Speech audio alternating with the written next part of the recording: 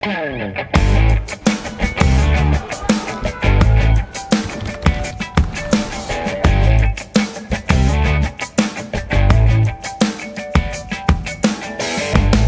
programa de hoje, vamos conversar com o economista, que além de formação na graduação também é mestre em economia, o Presley Vasconcelos. Com ele, nós vamos falar a respeito de diversos tópicos importantes na economia do país, fazendo inclusive comparações, olhando um pouquinho mais para trás, né, para tentar até esclarecer muitas fake news que têm sido divulgadas ao longo do tempo em relação à economia brasileira, que vale a pena você prestar atenção. Presley, seja bem-vindo ao nosso Espaço Cidadão. Muito obrigado pelo convite. É um prazer estar aqui com você para poder falar a respeito da economia. Espero que a gente possa bater um papo bem esclarecedor. E o Presley tem com uma linguagem muito bacana, muito interessante no seu canal no YouTube e outros canais também. Você pode divulgar, viu, Presley? É feito, inclusive, assim, muitos vídeos que numa linguagem simples explica coisas que muitas vezes na economia é complexo e nem todo mundo acaba entendendo, né? Quais são os canais, Presley?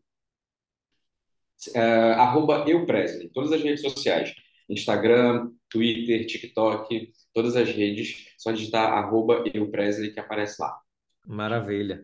E eu gostaria de que a gente pudesse iniciar, né, com fazendo uma comparação, né, antes de entrar em detalhes de comparações até do que foram os governos Lula e do PT e de Dilma, né, com o atual do governo Bolsonaro. Eu gostaria de começar por um tema que tem gerado bastante comentários interessantes e polêmica, que é a comparação entre Bolsa Família e Auxílio Brasil. O atual presidente tem dito diversas vezes que está pagando, está dando muito mais, digamos assim, para as pessoas pobres que mais precisam no Auxílio Brasil do que o que foi assegurado e garantido pelo então presidente Lula, né, candidato à reeleição, quando o mesmo estava na presidência da República.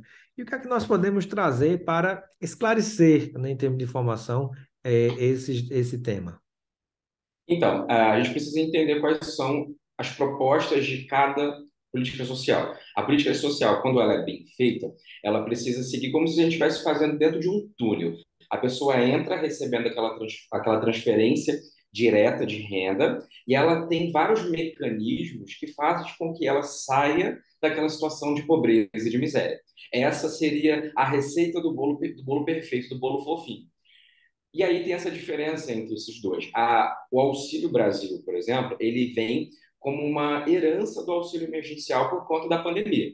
Por conta disso, ele também não tem tantas condicionalidades, tal qual tinha lá no Bolsa Família. Bolsa Família, a criança tinha que estar na escola, tinha que estar vacinada, a gestante tinha que estar com a saúde todo em dia. Então, você cria vários mecanismos de proteção social para aquela pessoa, que aí já É, quebra Era, aquele era, era uma política pública conectada a outras políticas públicas, né? Exatamente. E aí, quando você faz, entrelaça tudo isso, você quebra esse dito popular de que as pessoas querem viver de auxílio, né? Que é o que está acontecendo agora, no caso, por conta do Auxílio Brasil. Porque o Auxílio Brasil, ele é uma transferência direta de renda sem uma contrapartida. Então, você não, você alivia aquela pobreza no momento imediato, mas ela continua no futuro ali porque não tem nenhum mecanismo de superação. Então, esse é um dos problemas principais. E, por fim, também, quando fala-se sobre essa questão de ser melhor ou pior, a gente tem que levar em consideração o poder de compra, que é a inflação. Então, não tem como a gente comparar 10, 15 anos atrás, sendo que a gente pagava, por exemplo, no pão francês 10, 20 centavos, e hoje a gente paga R$ 1 no pão francês. Então, Pois a gente é, tem que né? levar em consideração isso também. O presidente fala muito que porque pagava muito mais para a população pobre. Hoje paga muito mais a população pobre no Auxílio Brasil do que no Bolsa Família, mas na verdade não é o que você não, mas nem de perto, nem de longe você não compra a mesma coisa que você comprava antes com um real, né? Se a gente pensar no real, né? Imagine o preço da gasolina, dos alimentos e tudo, né? Então, às vezes, você multiplicou, dobrou, seja lá o que for o dinheiro, mas você não vai comprar a mesma coisa, né? Exatamente. E também tem essa questão da própria inflação dos alimentos hoje, por conta de várias medidas adotadas, que foi também a questão dessa abolição do estoque de alimentos também, que faz com que o preço dos alimentos, principalmente dos grãos, disparar muito. Então, hoje a gente está pagando caro no mercado por conta de várias questões. Então, a gente não tem como comparar, por exemplo, e falar que o Auxílio Brasil ele está melhor só porque ele está sendo pago nominalmente mais do que o Bolsa Família. E ainda vai custar caro para a gente na nossa economia no futuro, pela forma que está sendo feita hoje. Sem dúvida, não adianta você pagar um valor maior se ele não tem o mesmo poder de compra, né? Se ele não compra nem de perto a mesma coisa. E também é um outro ponto, né, que é importante destacar, a gente falou em gasolina, eu lembrei que no debate, no último debate da Band, inclusive, o presidente chegou a falar que não iria mais aumentar a gasolina, que era mentira, né? Mas antes de chegar o outro debate, o debate final das eleições, nós já tivemos mais dois aumentos da gasolina, foi isso? Sim, o aumento da gasolina agora é algo que é inevitável, justamente porque segurou-se muito o preço da gasolina. A gente tem também o corte dos impostos, que são impostos estratégicos, né, que é o ICMS, que foi tirado de uma forma talvez não prudente, justamente deixando os estados desprotegidos financeiramente. Então, isso ainda vai gerar um problema muito maior, né, e a gente pode observar que essa medida em si, ela teve o cunho único e exclusivo para essa questão das eleições agora. Então, não tem como a gente segurar tanto o preço da gasolina como estão fazendo. Até porque a política de preços hoje que é adotada na Petrobras é uma política que não faz sentido para a gente. Então, por conta desse fator, a gente acaba pagando muito caro por um produto que a gente paga aqui dentro, cotado em dólar. Então, qualquer variação do dólar afeta muito. E a nossa base aqui é a diesel, etanol, gasolina. Então, a base de combustível afeta toda a cadeia produtiva. Então, já está começando. Acharam que seria depois das eleições os aumentos, mas já está começando a mostrar isso agora, justamente porque não tem como segurar. E os próprios acionistas da Petrobras já estão pressionando para que haja reajuste para não incorrer em prejuízo. Pois é, né? Que absurdo, né? E foi um dos motivos que levou, inclusive, na realidade, a queda da presidente Dilma Rousseff do poder. Ela não aceitou fazer o que pressionaram, que foi o PPI, que é o Preço de Paridade Internacional, e Michel Temer, assim que sentou-se na cadeirinha, cuidou de dar andamento a esse projeto, e Bolsonaro mantém isso, né? E mantém porque quer. E a gente sabe que não é justo, né? É algo absurdo. Além da gente ter o petróleo. Se isso fosse na Grécia, que não tem petróleo nem tem refinaria, mas a gente tem petróleo, tem refinaria, aí é obrigado a pagar, nem pagar em real, a gente paga em dólar, que é muito mais caro, sujeito à variação que a gente não controla. E o pior, pagando no preço internacional quando a gente produz mais barato. Então é um assalto à população Sim, brasileira, não é, Presley? exatamente. E a população brasileira acaba pagando justamente pelo lucro recorde dos acionistas, né? A Petrobras nos últimos meses sofreu um lucro recorde e não foi por eficiência, né? Não foi porque vendeu mais, não foi porque produziu mais barato, foi porque o preço aumentou e todos nós estamos participando, né? Quer dizer, na verdade, todos nós estamos pagando esse lucro recorde, Pagando. Pois é, porque né? Poucos participar está bem acionistas é longe, que né? estão ganhando milhões de dólares com isso, né? E um detalhe Exatamente. importante que você destacou, né? Que na verdade, às vezes se passa uma imagem de, porque é como se não tivesse corrupção, é como se fosse uma gestão eficiente. Na verdade, é uma exploração muito eficiente do povo brasileiro que está pagando a gasolina caríssima. Como é que você não vai ter lucro assim, né? Você Exatamente. cria uma galinha, produz um ovo a R$ 1 e você vende a 5, 10, como é que você não vai ter lucro, né? Aí, lucro com a beleza. Com certeza. Agora, Presley, eu queria que você pudesse destacar, de um modo mais geral, outros dados que pudéssemos comparar, né, a situação da economia no atual governo de Bolsonaro com o que foi no governo de Lula. Então, a gente pode observar o primeiro ponto, né, que é um índice geral. Eu sempre costumo defender que a gente não pode olhar somente um dado específico, né, para comentar sobre a situação, que é o que tem sido feito agora. Falam, deflação está de tantos por cento, aí a pessoa fala, nossa, a economia está bombando. E aí a gente vai ver o porquê que está a deflação, não é bem assim. A mesma questão vem até com o PIB e tudo mais. Mas o primeiro destaque que eu acho que eu poderia trazer aqui é a questão da nossa posição como economia mundial. No governo Lula, nós estávamos como sexta economia e por mais que falem, sofreu por conta do boom das commodities, né, e tudo mais, atribuem a isso, o que é uma baita uma falácia. que a gente já desmentiu por aí, que não foi por conta do boom das commodities.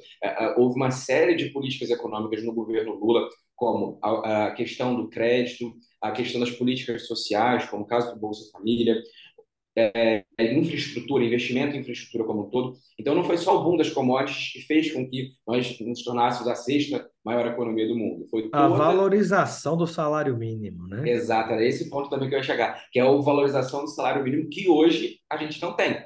Hoje, muito pelo contrário, a gente tem uma perda, né, do poder de compra do salário mínimo. O que está rolando agora é assustador, principalmente com a questão do reajuste, né, tanto para o aposentado quanto também das pessoas que recebem salário mínimo ou têm seus salários pautados no salário mínimo.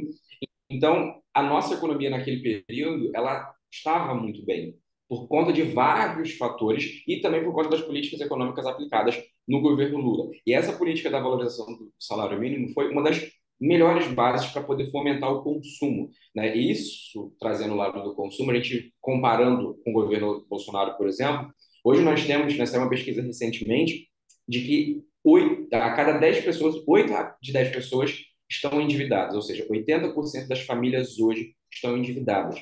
Então, é assustador pensar que a grande maioria dos brasileiros está numa situação de endividamento. E quando a gente fala situação de endividamento, não é só aquela pessoa que comprou uma blusinha de uma loja e passou no cartão.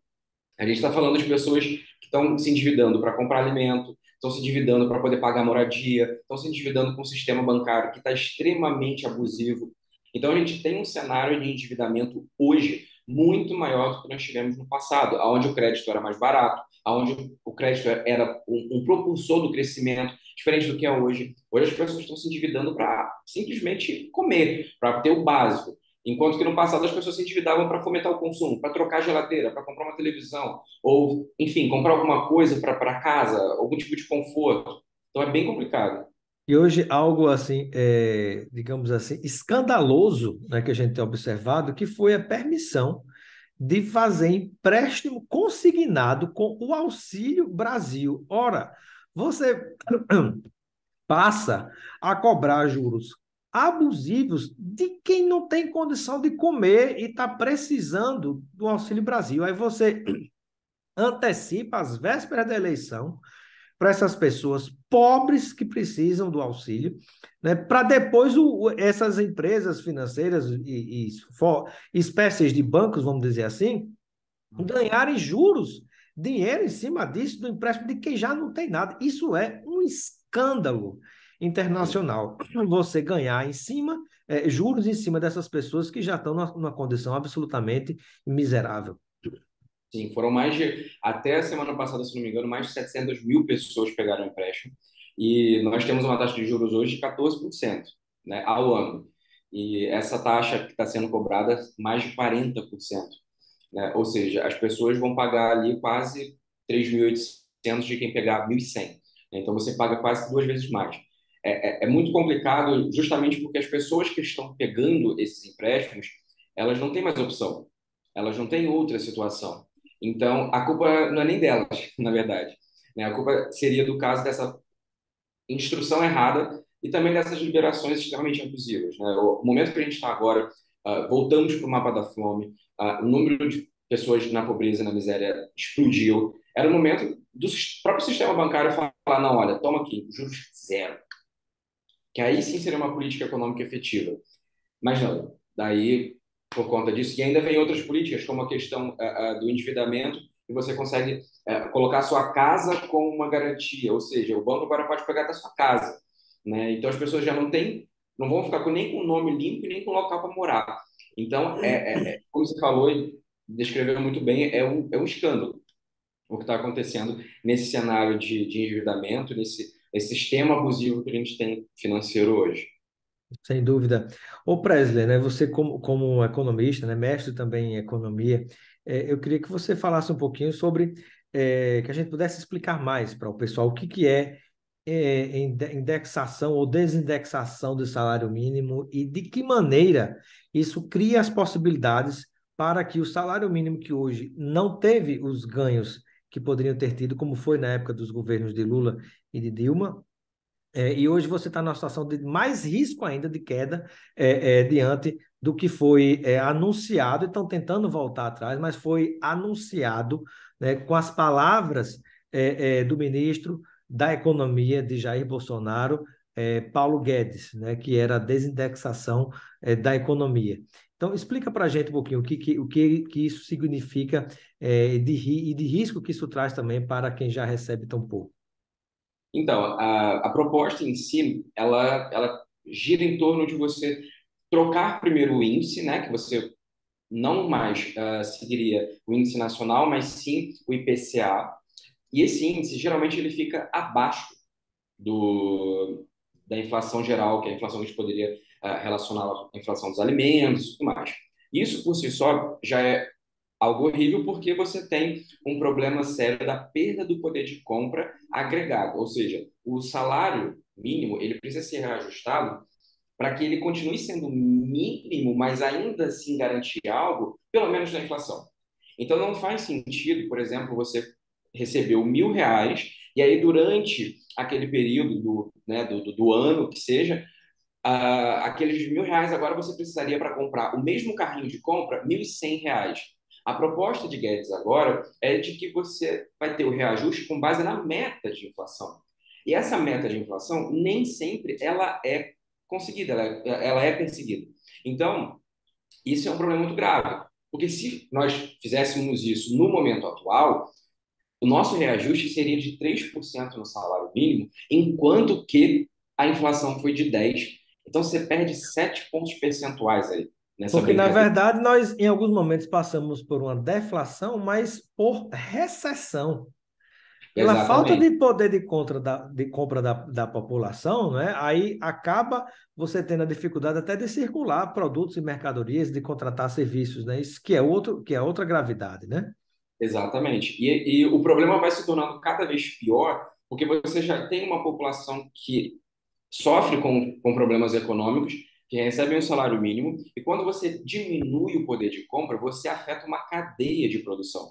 Então, obviamente que aqui eu quero focar nas pessoas mais pobres, porque elas precisam dessa atenção em relação a isso, mas o próprio empresário, o próprio rico, ele precisa entender que as pessoas precisam de dinheiro para consumir. Então, se você diminui o poder de compra, aquele empresário que tem uma loja de roupa, que tem uma sanduicheria, alguma coisa do gênero, ela vai se perdendo também do mesmo jeito. Então a gente precisa entender que a valorização do salário mínimo, e aí a gente já puxa esse comparativo com as propostas lá do governo Lula que foi realizado e que surtiu bastante efeito no que diz respeito à crise financeira de 2008 que nós tivemos, que aqui foi só um suspiro para a gente, enquanto várias economias mundiais sofriam a beça. Então, essa política de valorização do salário mínimo, ela ajuda a fomentar a economia como um todo. De primeiro momento, muitas pessoas acabam estranhando por ser algo como, tem que pagar um salário mais alto, certo? Mas esse salário é o que gira a economia, é o que faz as pessoas terem dinheiro para poder lotarem seus carrinhos. E com essa política agora que Guedes está fazendo, nós vamos ter que diminuir, a gente vai ter que tirar coisas dos nossos carrinhos para receber o mesmo salário mínimo. Porque tudo na nossa economia sobe primeiro do que o salário. Então, o salário é a última coisa, portanto, só reajuste em janeiro.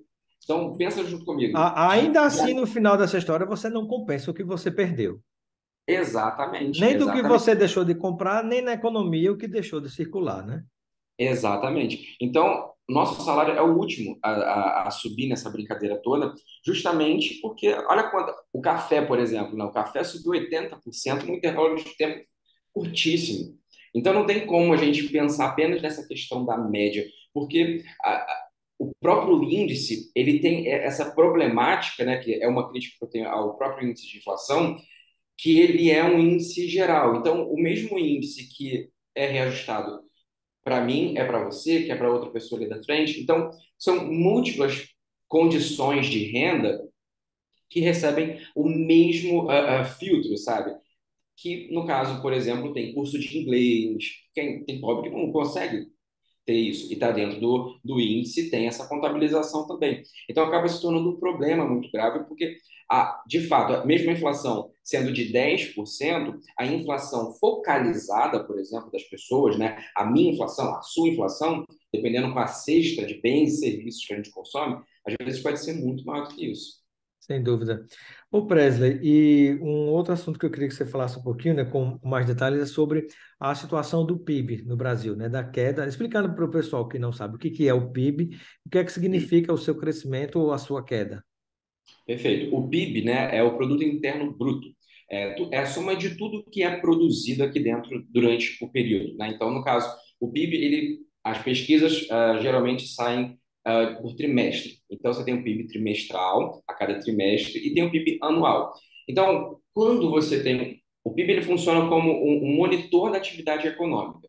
É como se fossem os nossos batimentos cardíacos, sabe? Então, se a gente tem um PIB que está crescendo, isso indica que nós temos a nossa economia movimentando. E aí, o que tem dentro do PIB? É o consumo, que aí gera o consumo das famílias, os investimentos, que são todos os investimentos, tanto estrangeiro quanto interno, os gastos do governo também, né, que aí são os gastos com educação, saúde, infraestrutura e tudo mais, e também as exportações líquidas, que é o quê? É tudo aquilo que você exporta, né, diminuindo daquilo que você importa. Então você faz aquilo uma comparação, né? Então, o tanto que eu mandei para fora menos o tanto que eu peguei, né, para cá.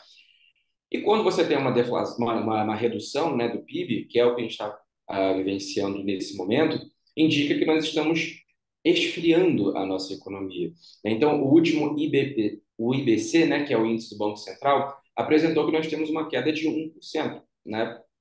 E essa queda ela é meio que uma bomba que está estourando agora para a gente, né? Porque Paulo Guedes e Bolsonaro falaram muito sobre a economia estar bombando e tudo mais, e os primeiros índices já mostram que não, a Só economia não se está está bombando para baixo, né? tá, em queda livre, né? Tipo, É, pá. E o próprio índice, né? Tipo, a própria expectativa do Banco Central hoje de crescimento de um pouco mais de 1% é um crescimento como se fosse um voozinho de galinha, sabe? É aquela coisa muito pequena que a gente consegue, às vezes, nem atribuir ao próprio crescimento populacional.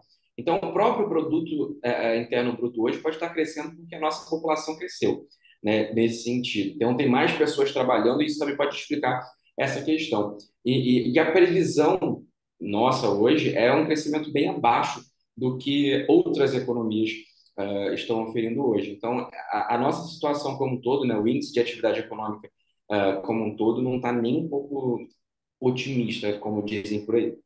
sem dúvida.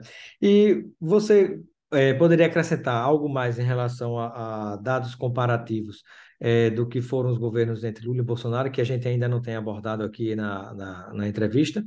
É importante para esclarecer as pessoas, né, porque às vezes vem tanta loucura circulando na mídia, né? E a falta de memória de muitas pessoas que embarcam em muita conversa fiada, né? Então, se você tiver mais alguma informação que possa compartilhar conosco sobre essa comparação de dados entre o que foi o governo Lula e Bolsonaro. Sim, eu tenho uma informação bem interessante que é sobre a questão do emprego, né? Tá bem alta falar sobre a questão do desemprego, porque o índice de desemprego diminuiu agora, né, no governo Bolsonaro, e no governo Lula nós tivemos um índice que nós chamamos de pleno emprego, né? Que é o momento em que você consegue emprego se você quiser procurar, né? Em termos mais simples seria isso, o pleno emprego. De 4,8% de desemprego no governo Lula. E hoje, né, nós temos aqui no governo Bolsonaro um pouco mais ali, próximo de 10%. Né? E as últimas pesquisas mostraram que diminuiu. Essa diminuição do desemprego foi usado como um trunfo, principalmente pelo Paulo Guedes, para falar que a economia estava indo muito bem. Só que, mais uma vez, eu falo, a gente não pode observar dados sem analisar o que tem por trás. Né? E o que revela esse dado da queda do desemprego? Um alto índice de informalidade. Então, as pessoas não estão tendo mais empregos no sentido de ser formais, de serem contratados, geração de novos postos de trabalho. O Com que está acontecendo garantias sociais e carteira assinada, uma série de exatamente? coisas, né? O que está acontecendo agora é um sucateamento da força de trabalho. Porque o que acontece? A pessoa, durante muito tempo, ficou procurando emprego. Ela não conseguiu emprego. O que ela faz? Ela precisa fazer alguma coisa. Então, ela migra para a informalidade. Ela vai trabalhar fazendo um bolo de pote, ela vai fazer um bico no restaurante, ela vai dirigir no aplicativo, vai fazer entrega, ela vai arrumar alguma coisa. Todos nós precisamos nos sustentar de alguma forma. Então, o que está acontecendo agora não é uma trajetória de melhoria no cenário de emprego. E aí, fazendo um link nisso que você falou agora, o problema maior é o quê? As pessoas agora estão perdendo seus direitos trabalhistas, estão tendo que trabalhar por conta própria, as pessoas estão tendo que ter custos maiores e o resultado disso é um salário menor. Então, aquela pessoa que já ganhava um salário mínimo, por estar trabalhando por conta própria agora, ela ganha muito menos do que isso agora. E aí, qual E é o sem dado que nenhuma garantia, né? nenhuma garantia? Nem Então, se a direito. pessoa cai de moto, você cai de moto, quebra o braço, ela vai ter que se virar para poder trazer, vai ter que trabalhar com o braço quebrado, porque ela não vai ter acesso, ela não vai ter como pegar nada. A pessoa que está numa idade mais avançada, ela não vai saber nem o que é aposentadoria, justamente por conta desse cenário. E aí vem essa falsa ilusão de que, ah, não, as pessoas, o brasileiro é criativo, o brasileiro, e aí romantiza toda essa ideia, sendo que não era para ser romantizado, porque nem todo mundo quer ir para o empreendedorismo, nem todo mundo quer fazer as suas coisas. As pessoas querem ter seus direitos garantidos, trabalhar com aquilo que quer, com aquilo que tende a ser interessante para ela. E o que a gente está vendo hoje são as pessoas trabalhando mais horas para ganhar menos do que antes. Então, você tem pessoas que estão fazendo 3 turnos para tirar menos do que um salário mínimo. Então, nós temos hoje, não é um cenário de melhoria no emprego, nós temos um cenário de migração para a informalidade, o que é uma calamidade se a gente comparar principalmente com o período do governo Lula, onde as pessoas tinham seus direitos garantidos, as pessoas conseguiam se organizar como sindicatos, como estrutura trabalhadora para lutar por mais direito trabalhista. E hoje você tem um desmonte, você tem até a questão da meização, né? Que é aquelas pessoas que estão sendo mandadas embora para poder ser contratada por MEI. E aí acaba que ela tem que ter vários custos e aí diminui mais ainda a renda daquela pessoa. Então, os salários, no geral, estão caindo também. E se você pensa na situação dos professores da iniciativa privada, que entraram inclusive na história do trabalho intermitente, quando são contratados para empresas particulares, né, ele só recebe naqueles meses que ele trabalhou, né, como se não tivesse que Sim. pagar água, luz, telefone os 12 meses do ano, né? Aí às Uhum. vezes não, quando é que tem aula? Tem aula de março a de março a junho, vamos dizer, né? Aí ele só recebe naquele mês, aí depois de agosto em diante, como assim? Eu Né? faço o quê, né? Chegou-se a esse tempo, né? Por isso que, inclusive, muitos donos de universidades privadas estão fazendo com um posicionamento muito claro, né, em relação a quem está lhes favorecendo, que é esse tipo de situação, esse tipo de governo, mas que é ruim, péssimo para o trabalhador, professor e de tantas outras áreas. Sem contar, não sei se você poderia fazer até um comentário já sobre isso também, Preza, sem contar com outro problema que é da desindustrialização do Brasil, né? Num processo muito, infelizmente, acelerado. Eu me recordo de vários livros e pesquisas que a gente faz, né, de materiais não só do Brasil, mas do mundo. Muitas vezes, quando se refere aos países, se diz assim, países subdesenvolvidos e países industrializados. Nem usa a palavra desenvolvidos e subdesenvolvidos, usa assim, subdesenvolvidos e industrializados, tal qual é o sinônimo, né, de industrialização em relação ao desenvolvimento, né? E aí a gente vive um momento completamente ruim no Brasil nesse sentido, né? Aumentando o comércio, mas a indústria caindo de uma maneira horrível, né? Sim, sim. Eu costumo brincar com os meus seguidores no Instagram. Eu falo que nós somos um grande fazendão com Wi-Fi, né? E é o que ele está se tornando nesse sentido, porque o processo de desindustrialização ele começou tem tempo e ele está bem avançado agora, justamente por conta da falta de investimento em estrutura de base, né? De base para fazer esse suporte. O próprio Paulo Guedes comentou esses dias atrás de que nós iríamos crescer mais do que a China, né? Acredito que você deve ter ouvido isso também. E é uma outra falácia, justamente porque nós somos muito diferentes em composição e aqui nós temos esse problema sério que nós não investimos em tecnologia. Nós investimos em setores que são primários, não que isso seja errado, mas nós deixamos outras cadeias, então nós ficamos estagnados. Então nós viramos o grande celeiro do mundo. né? Então, aqui a gente produz tudo para fora. E a partir do momento que a própria China já está se especializando em coisas como soja, produção de outros grãos e tudo mais, a partir do momento que eles tiverem autossuficiência, aí a gente quebra, porque a gente não vai ter para quem vender. Então, o que que a gente vai fazer com esse fazendão com Wi-Fi aqui? Né? A gente vai ter que observar outras coisas. E esse processo industrial que nós estamos, né, voltando, né, e regredindo, a gente, pós-pandemia principalmente, nós estamos vendo por conta da alta taxa de juros e vários outros cenários aqui que está se tornando inóspito, a grandes empresas, principalmente da área de montadoras e tudo mais, estão saindo daqui do Brasil por conta de não ter essa qualidade para manter aqui, não recebe determinado tipo de investimento em infraestrutura. E aí, né, como a gente está falando sobre essa questão de comparação, por exemplo, no governo Lula nós tivemos uma vasta, né, a amplitude de investimento em base, na infraestrutura, para Indústria de dar base.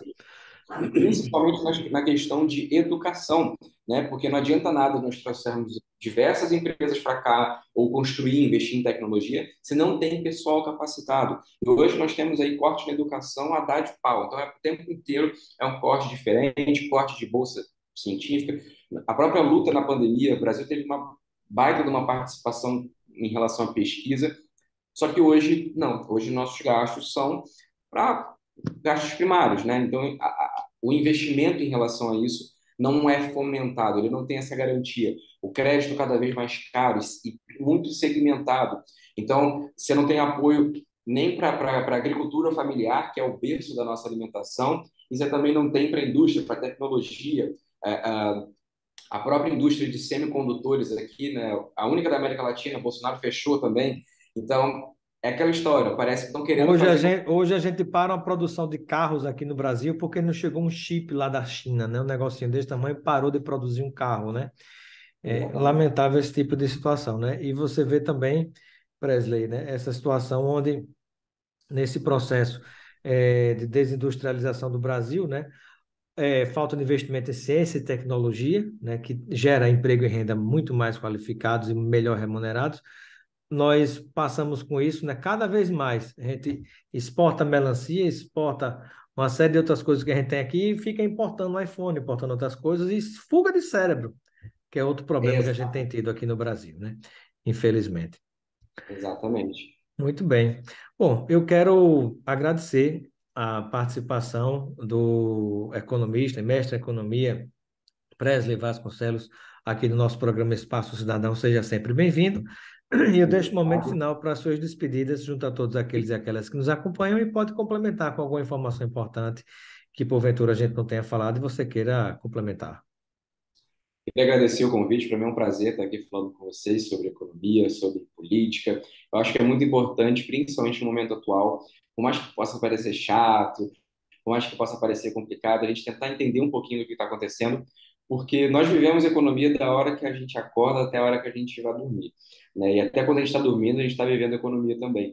Então é importante para a gente poder fazer uma sociedade mais justa, mais igualitária, com mais condições, e para que a gente mude também essa questão de pobreza, de miséria, que a gente consiga observar que a política, ela não é um jogo sujo, como falam, não é algo ruim, que a gente precisa observar que há saída e tem como ter melhorias na nossa qualidade de vida através da política. E a gente, como população, precisa se envolver, precisa saber consciente, usar nosso voto de maneira consciente, porque é muito importante, principalmente na situação que a gente está agora. E não apenas votar pela gente, mas votar pelos próximos também. Votar pela aquela pessoa que está precisando mais hoje e votar pelos que virão também. Porque tudo que a gente está fazendo hoje vai interferir na vida dos nossos irmãos, filhos, netos, sobrinhos e tudo mais. Então a gente precisa pensar e não ficar nessas ideologias baratas que estão sendo vendidas por aí, fake news. Então sempre tentar focar naquilo que é verdadeiro e naquilo que não tem uma pretensão de piorar a vida da população. Então eu agradeço muito pelo convite, conte comigo para a próxima, sempre que precisar. Estamos aqui para poder debater economia. Maravilha, obrigado.